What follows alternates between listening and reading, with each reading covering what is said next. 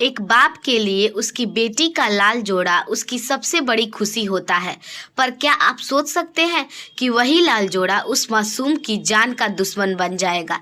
जिस सुहाग रात को मैं अपनी नई जिंदगी की शुरुआत समझ रही थी, उसी रात मेरे अपने पति ने मेरे गले में मंगलसूत्र नहीं बल्कि मेरी मौत का फंदा कसा था।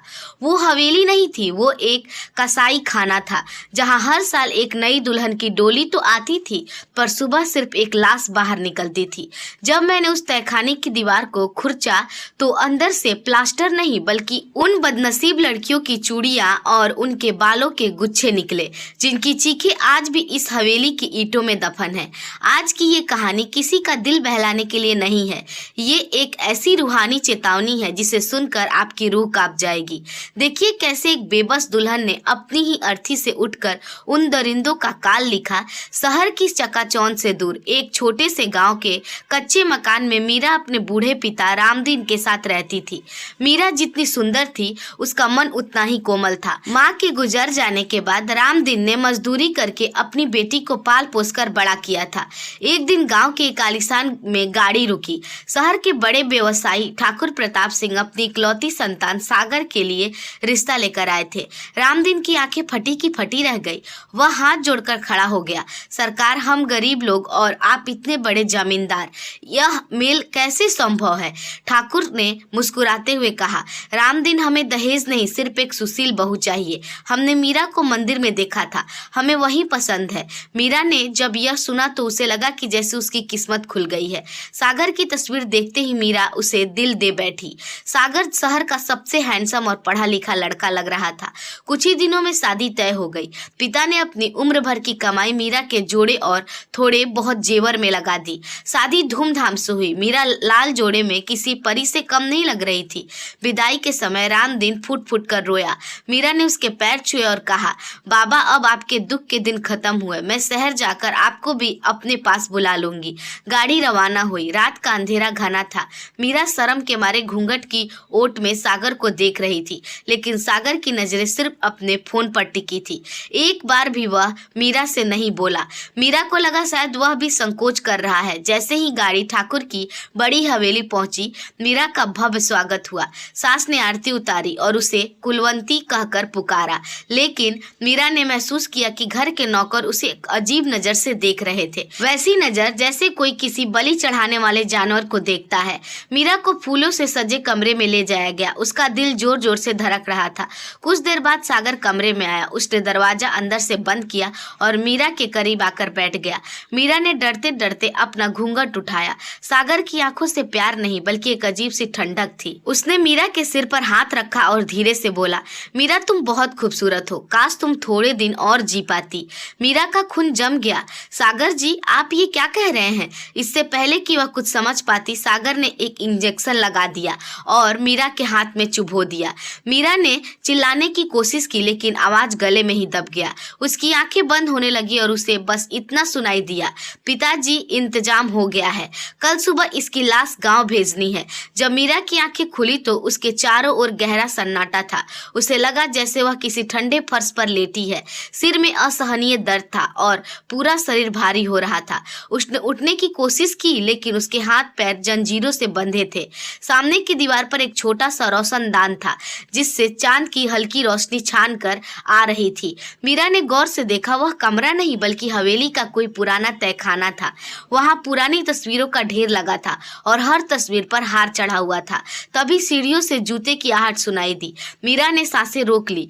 दरवाजा एक भारी आवाज के साथ खुला और अंदर ठाकुर प्रताप सिंह और उनका बेटा सागर दाखिल हुए। ठाकुर के हाथ में एक पुरानी पोथी थी। उसने मीरा के पास आकर एक ठंडी मुस्कान दी और कहा, घबराओ मत मीरा, बस कुछ घंटे की बात है, फिर तुम उन तस्वीरों का हिस्सा बन जाओगी। मीरा रोने लगी, बाबूजी, मेरा क्या कसूर है? मुझे क्यों यहाँ बांधा है? सागर जी, कुछ बोलिए। सागर ने नफरत से उसकी तरफ देखा और बोला, मेरा नाम सागर नहीं है मीरा, मेरा असली नाम समर है। सागर तो मेरा बड़ा भाई था जो 3 साल पहले मर गया, और तुम हमारी बहू नहीं, तुम एक बलि हो। मीरा का कलेजा मुंह को आ गया। ठाकुर ने आगे बढ़कर खुलासा किया कि मिट्टी तब तक सोना नहीं उगलती जब तक यहाँ आने वाली नई बहू की बलि न दी जाए। मेरी पत्नी समर की पहली पत्नी सब इसी रास्ते से गुजरी हैं और कल सुबह पूरे गांव को खबर मिलेगी कि मीरा को दिल का दौरा पड़ा और वह मर गई। तुम्हारा बाप गरीबी की वजह से पोस्टमार्टम भी नहीं करवाएगा। मीरा को अब समझ आया कि वे लोग उसे घर के नौकर की उस अजीब नजर का क्या मतलब था। मीरा बहुत रोई, गिड़गिड़ाई, लेकिन उन पत्थरों के दिल नहीं पसीजे। ठाकुर ने समर से कहा, जाओ पंडित जी को कहो कि तैयारी करे, ब्रह्म मुहूर्त में काम तमाम हो जाना चाहिए। और याद रहे, गांव से जो रामदीन आएगा उसे 5 लाख रुपए देकर चुप करा देना। वे दोनों बाहर चले गए और भारी आवाज फिर से दरवाजा बंद हो गया। मीरा अंधेरे में अकेली रह गई। मौत उसके सामने खड़ी थी, लेकिन तभी उसे तहखाने के कोने में कुछ सरसराहट सुनाई दी। कौन है वहाँ? मीरा ने कांपती आवाज में पूछा। अंधेरे कोने में एक साया बाहर आया। वह एक बूढ़ी औरत थी जिसके बाल सफेद थे और चेहरा झुर्रियों से भरा हुआ था। उसकी जीभ कटी हुई थी, इसलिए वह सिर्फ इशारे कर रही थी। उसने मीरा की जंजीरों की एक तरफ इशारा किया और अपने फटे हुए कपड़े से एक छोटी सी लोहे की आरी निकाली। वह औरत कोई और नहीं बल्कि हवेली की एक पुरानी नौकरानी थी जो सालों पहले इस राज को जान गई थी और उसकी जुबान काट दी गई थी। वह धीरे धीरे मीरा की जंजीरों को काटने लगी। मीरा की आंखों में उम्मीद की एक किरण जगी, लेकिन तभी ऊपर के शोर सुनाई दिया। वो कहाँ है? दुल्हन को बाहर लाओ, मुहूर्त का समय होने वाला है। ठाकुर और समर वापस नीचे आ रहे थे। मीरा के पास भागने का रास्ता नहीं था और जंजीरें अभी पूरी तरह नहीं कटी थी। सीढ़ियों पर पड़ती जूते की धमक मीरा के दिल की धड़कनें बनकर गूंज रही थी। बूढ़ी औरत ने आखिरी जोर लगाया और मीरा के पैरों का जंजीर कड़कड़ा कर टूट गई, लेकिन हाथ अभी भी बंधे हुए थे। बूढ़ी औरत ने मीरा की आंखों में देखा और उसे दीवार के पीछे एक संकरी अंधेरी सुरंग की तरफ इशारा किया। मीरा संभलती उससे पहले ही तहखाने का दरवाजा धड़ाम से खुला। ठाकुर प्रताप सिंह और समर हाथ में मसाल और एक जोरदार खंजर लिए अंदर दाखिल हुए। खाली जंजीर देखकर ठाकुर की आंखें गुस्से से लाल हो गई। वो कहाँ गई? उस कुलक्षणी को ढूंढो। अगर वो बाहर निकल गई तो हमारा पूरा खानदान तबाह हो जाएगा। मीरा उस संकरी सुरंग के अंदर रेंग रही थी। चारों तरफ चूहे और चमगादड़ों का शोर था और सड़ी हुई लाशें जैसे बदबू आ रही थी। रेंगते रेंगते मीरा का हाथ किसी सख्त चीजे से टकरा गई। उसने जब गौर से देखा तो उसकी चीख निकलने वाली ही थी। वहां इंसान के कंकाल का ढेर लगा हुआ था। उन सबके गले में वही लाल साड़ी का जोड़ा था जो मीरा ने पहन रखा था। ये वो सब बहुएं थी जिनकी बलि दी जा चुकी थी। मीरा को समझ आ गया कि यह सिर्फ श्राप नहीं बल्कि एक सुनियोजित नरसंहार है। तभी उसे सुरंग के दूसरे छोर से रोशनी दिखी। वह पूरी ताकत लगाकर बाहर निकली तो उसने खुद को हवेली के पीछे बने एक पुराने मंदिर के पीछे पाया। वहां एक हवन कुंड जल रहा था और एक तांत्रिक मंत्र पढ़ रहा था। मीरा ने छिप कर सुना। तांत्रिक कह रहा था, ठाकुर बलि समय पर देनी होगी। अगर इस बार हम चूक गए तो तुम्हारी जायदाद के नीचे दबा वो सारा रात जमीन फाड़कर बाहर आ जाएगा जिसे तुमने 20 साल पहले दबाया था। मीरा को अब समझ आ गया कि श्राप तो बस एक बहाना था। असल में इस हवेली के नीचे कुछ ऐसा छिपा है जिसे ये लोग दुनिया से छिपाना चाहते हैं। तभी अचानक एक हाथ ने पीछे से मीरा का मुंह दबा लिया। मीरा ने संघर्ष किया लेकिन उस शख्स की पकड़ बहुत मजबूत थी। चुप रहो मीरा, मैं तुम्हें बचाने आया हूँ। मीरा ने मुड़कर देखा। वो समर का छोटा भाई आर्यन था जो विदेश में रहता था और अचानक लौट आया था। आर्यन की आंखों में खौफ था। उसने फुसफुसाते हुए कहा, मेरे पिता और भाई पागल हो चुके हैं। ये लोग तुम्हें नहीं छोड़ेंगे। लेकिन मीरा, तुम्हें भागने से पहले एक सच जानना होगा। तुम्हारे पिता रामदीन वो इस साजिश का हिस्सा नहीं है बल्कि वो पहले से ही इनके कैद में है। मीरा के पैरों तले जमीन खिसक गई। बाबा, वो यहाँ कहाँ है? आर्यन ने इशारा किया उस जलते हुए हवन कुंड की ओर जिसके ठीक नीचे एक लोहे का दरवाजा था। उन्हें वही नीचे काल कोठरी में रखा गया है। अगर तुमने भागने की कोशिश की तो वो उन्हें मार देंगे। मीरा भाग नहीं सकती थी। उसे अपने पिता को बचाना था। उसने अपनी आंखों के आंसू पोंछे और आर्यन की तरफ देखा। मुझे कफन की नहीं, काली की शक्ति की जरूरत है। अगर ये लोग मुझे मारना चाहते तो मैं मरूंगी, लेकिन अपनी शर्तों पर। मीरा ने एक खौफनाक योजना बनाई। उसने अपनी शादी की लाल चुनरी फाड़ी, अपने चेहरे पर कालिक और खून जो पत्थर से रगड़ने के कारण निकल रहा था लगाया और अपनी आंखों में प्रतिशोध की ज्वाला लिए वापस हवेली की ओर मुड़ी। तभी हवेली की छत से ठाकुर की आवाज गूंजी, पकड़ो उसे, वो मंदिर की तरफ गई है। पूरा इलाका मसालों की रोशनी से भर गया। शिकारी अब मीरा के पीछे थे, लेकिन उन्हें नहीं पता था कि जिस शिकार को वो अब तक तक कमजोर समझ रहे थे वो अब शिकारी बनने वाली थी। हवेली के चारों तरफ मसाले घूम रही थी। ढूंढो उसे, वो जिंदा बाहर नहीं आनी चाहिए। ठाकुर प्रताप सिंह की आवाज में पागलपन था। समर और उसके आदमी हवेली के हर कोने को छान रहे थे, लेकिन तभी अचानक पूरी हवेली के कुत्ते एक साथ रोने लगे। हवा का रुख बदला और एक ठंडी लहर पूरे परिसर में दौड़ गई। तभी हवेली के सबसे ऊंचे मीनार पर एक साया दिखाई दिया। सफेद कफन जैसा लिबास, बिखर हुए बाल और हाथ में जलती हुई मसाल। वह मीरा थी, या शायद उसका कोई डरावना रूप। रूहानी बदला या दिमागी खेल प्रताप सिंह। मीरा की आवाज पूरी हवेली में गूंजी, जैसे कोई रूह बोल रही हो। जिन बहुओं को तूने इस मिट्टी में दबाया है, आज उनकी रूहें अपना हिसाब मांगने आई है। समर ने डरते हुए गोली चलाई, लेकिन मीरा वहां से ओझल हो गई।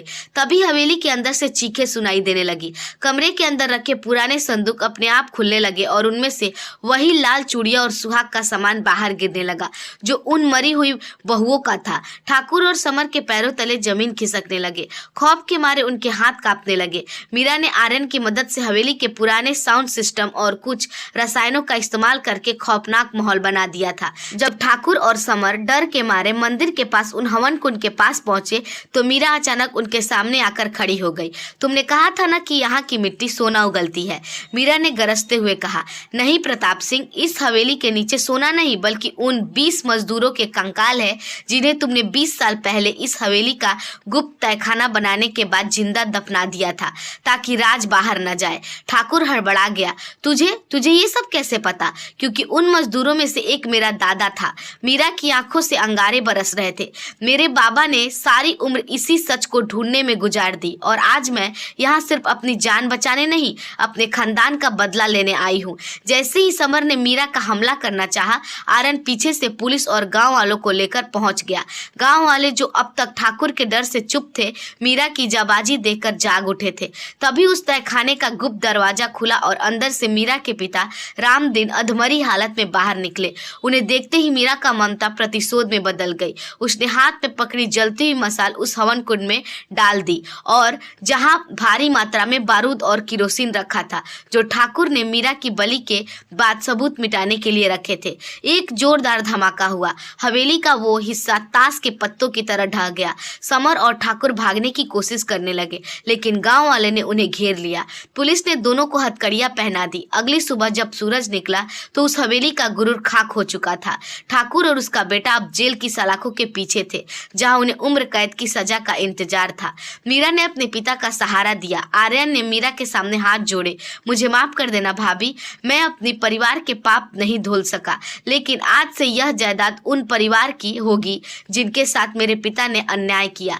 मीरा ने अपनी फटी हुई लाल चुनरी उतारी और उसे उस जगह पर बांध दिया जहां उन मासूम बहुओं की बलि दी गई थी। उसने कफन वाली दुल्हन बनकर जो लड़ाई शुरू की थी, आज वह एक आजाद औरत बनकर खत्म कर रही थी। इस कहानी की सीख, पाप का घड़ा चाहे कितना भी बड़ा क्यों ना हो, एक दिन जरूर फूटता है।